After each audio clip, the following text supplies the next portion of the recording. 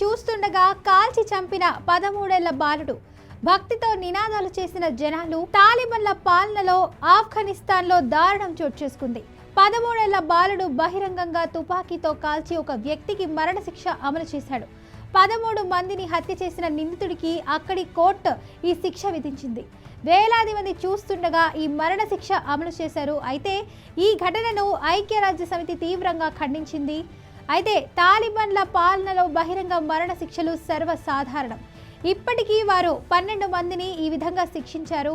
ఇక విషయంలోకి వెళ్తే అది ఒక భారీ స్టేడియం. అక్కడ సుమారు 80,000 మందికి పైగా జనం గుమికూడారు. అంతమంది చూస్తుండగా ఓ 13 ఏళ్ల బాలుడు తన ఎదురుగా ఉన్న వ్యక్తి గుండెల్లోకి గురి చూసి కాల్పులు జరిపాడు. తూటా దెబ్బకు ఆ వ్యక్తి అక్కడికక్కడే మృతి చెందాడు. ఇది చూసి చుట్టూ ఉన్న జనాలు భక్తితో ఆర్తనాదాలు చేశారు. మరికొందరు హాహాకారాలు చేశారు.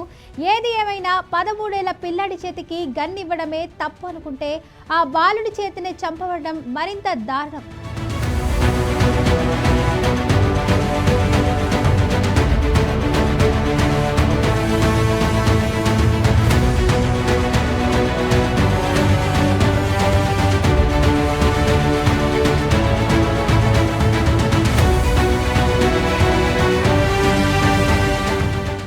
ఇంతకు ఈ ఘటన ఎక్కడ చోటు చేసుకుంది అంటే ఇంకెక్కడ, తాలిబన్ల పాలన కొనసాగుతున్న ఆఫ్ఘనిస్తాన్లో తూర్పు ఆఫ్ఘనిస్తాన్లోని ఒక స్టేడియంలో ఈ బహిరంగ మరణ శిక్ష అయితే అమలు చేశారు.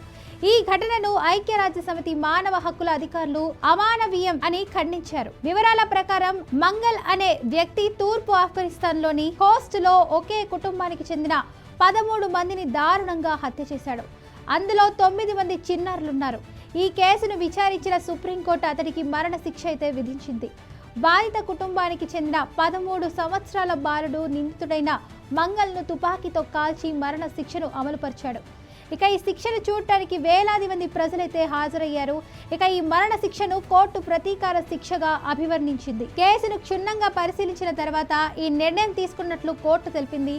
బాధితుల కుటుంబాలకు క్షమాభిక్ష శాంతి ప్రతిపాదనలు చేశామని, కానీ వారు తిరస్కరించారని కోర్టు అయితే పేర్కొంది. ఈ ప్రాంతానికి చెందిన ఓ వ్యక్తి మాట్లాడుతూ ఈ శిక్ష భవిష్యత్తులో నేరాలు చేయకుండా అడ్డుకుంటుందని అభిప్రాయపడ్డాడు.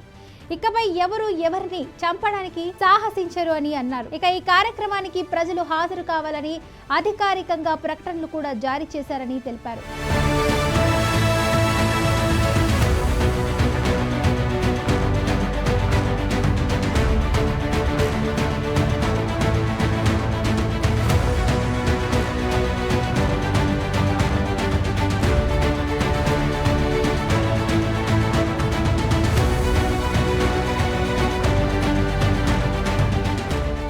నివేదికల ప్రకారం 2025 జనవరిలో బాధిత కుటుంబంపై కొందరు దుండగులు దాడి చేశారు.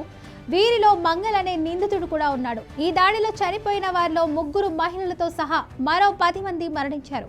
ఈ దాడిలో పాల్గొన్న మంగల్కి బహిరంగ మరణ శిక్ష అయితే విధించారు. అయితే ఈ తీర్పును ఐక్యరాజ్య సమితి మానవ హక్కుల నివేదికకర్త రిచర్డ్ బెన్నాట్ తీవ్రంగా అయితే ఖండించారు. ఈ సందర్భంగా ఆయన మాట్లాడుతూ ఇది అత్యంత క్రూరమైన, అమానవీయ, అసాధారణ శిక్ష. ఈ తూర్పు అంతర్జాతీయ చట్టాలకు విరుద్ధమని అన్నారు.